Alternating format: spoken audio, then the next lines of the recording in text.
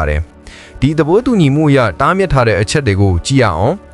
စီးအခြေစိတ်ခံတီထောင်ခြင်းကိုလုံးဝတားမြစ်ပါတယ်တူးဖော်ခြင်းနဲ့စီးပွားဖြစ်စူးစမ်းရှာဖွေခြင်းတို့ကိုတားမြစ်ပါတယ်ခွင့်ပြုမရှိဘဲဖျက်၍ပြောင်းလဲခြင်းကိုတားမြစ်ပါတယ်အချို့နေရာတွေမှာဆိုရင်တော့ပထဝီမြေပုံပေါ်ကနေတောင်မှထာဝရဖျောက်ဖျက်ပခြင်းခံရတဲ့နေရာတွေရှိနေပါသေးတယ်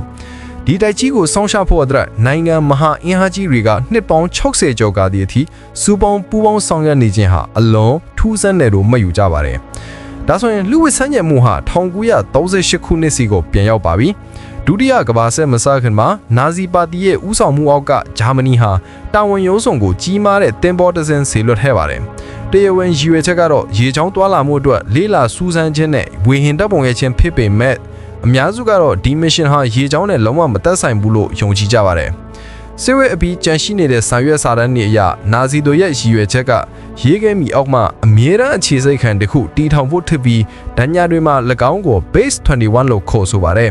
ကောလာဟာလာတွေအရနာဇီတပ်တွေဟာရေခဲမီအောက်မှာတပ်တို့အာယုံပြုစမ်းကြတဲ့အရာတစ်ခုကိုတွေးရှိခဲ့ပြီး၎င်းရဲ့နီးပညာကို Glock နက်စိန်နဲ့ခေါင်းလောင်းလို့ခေါ်တဲ့လူဝစ် project တွေမှာအသုံးပြုခဲ့တယ်လဲဆိုကြပါတယ်ကဲဒုတိယကမ္ဘာစစ်ပြီးဆုံးတဲ့တနက်အချာ1946ခုနှစ်ဒီဇင်ဘာလမှာအမေရိကန်အစိုးရဟာတမိုင်းမှာအကြီးဆုံးသောစီးရဲမြောင်းကိုတစ်ခုဖြစ်တဲ့ Operation High Jump ကိုဗိုလ်ချုပ်ကြီး Richard E. Byrd ဦးဆောင်မှုနဲ့စတင်ခဲ့ပါတယ်